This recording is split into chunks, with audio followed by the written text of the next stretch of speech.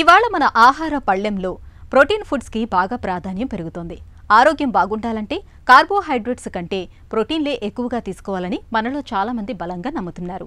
ఇక షుగర్ పేషెంట్లు, బరువు తగ్గాలనుకునేవారు కార్బోహైడ్రేట్లను బాగా తగ్గించేసి ప్రోటీన్ ఫుడ్స్ని చాలా ఎక్కువగా తీసుకుంటున్నారు.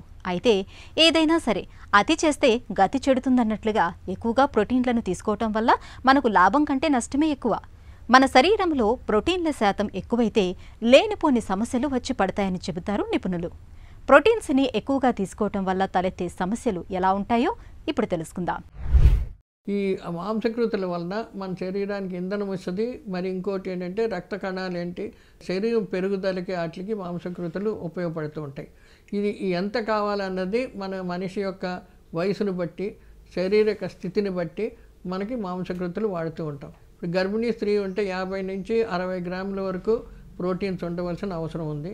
పెరిగే పిల్లలకి వయసును బట్టి మాంసకృతులు వాడాలి. ఈ మాంసకృతుల వలన మనకి ఇంధనం ఒకటి వస్తుంది. రెండోది ఏంటంటే రక్త కణాలు ఇవన్నిటికి మనుషుల గ్రోత్, తర్వాత కాల్షియం పెరగడం ఉండడం, తర్వాత ఏమో మనుషులు పెరుగుదలకి అన్నిటికీ మాంసకృతులు ఉపయోగపడుతూ ఉంటాయి. పిండి పదార్థాలు ఎంత కావాలో అదే విధంగా మాంసకృతులు తీసుకోవాలి. మరీ ఎక్కువగా మాంసకృతులు తీసుకున్నా కూడా అది శరీరానికి కొన్ని అనర్థాలు జరుగుతాయి. లాంగ్ టర్మ్ తీసుకోవడం చాలా మంచిది కాదు. ఈ మాంసకృతులు మనకి ఎక్కువగా వచ్చేది 2 రకాలు. ఒకటి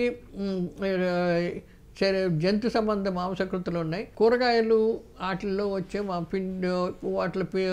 పప్పు దినుసులు వాటి నుంచి వచ్చే మాంసకృతులు ఉన్నాయి.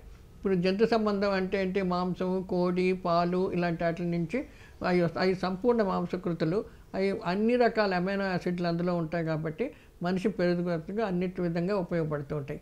శాకాహారులకి ఎక్కువగా ఏంటంటే ఈ మాంసకృతులు ఎక్కడి నుంచి వస్తాయంటే మనం తినే బియ్యం, గింజ ధాన్యాల నుంచి, తర్వాత ఏమో పప్పు దినుసుల నుంచి, కొన్ని కూరగాయల నుంచి మాంసకృతులు వస్తాయి. సంపూర్ణమైన మాంసకృతులు లభించాలనుకున్నప్పుడు ఇటు గింజ ధాన్యాలతో పాటు పప్పు దినుసులు కలుపుకొని తింటూ ఉంటే సంపూర్ణ యానిమల్ ప్రోటీన్స్కి ఎలా వస్తుందో అలాగే ఇంకో లభ్యం అవుతాయి.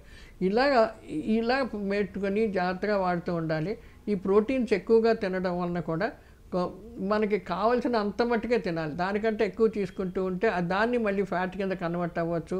లేకపోతే ఇంకా రకంగా మనుషులు చాలా స్థూలకాయాలు అవ్వచ్చు. అనవసరమైన కొన్ని డైజెస్టివ్ ప్రాబ్లమ్స్ రావచ్చు. కాబట్టి ఒక్కొక్కసారి స్టోన్స్ కూడా ఫామ్ అవ్వచ్చు. ఇవన్నీ కొన్ని ప్రాబ్లమ్స్ వస్తూ ఉంటాయి. అందుకని హై ప్రోటీన్ డైట్ తీసుకోవడం మంచిది.